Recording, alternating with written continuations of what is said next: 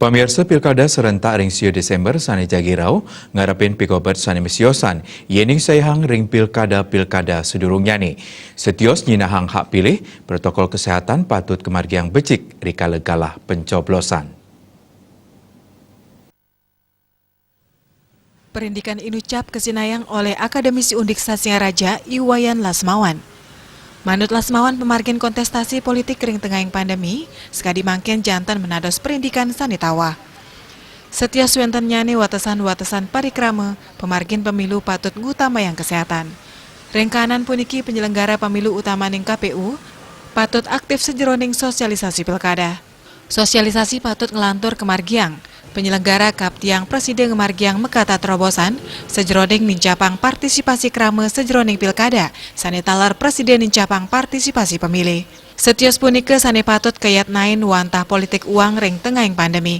Kanan perekonomian krama sane kaon sangkaning pandemi COVID-19, Presiden kedadosang selah majeng para kandidat antok ngicening jenah sembako wiadin sumbangan tiosan.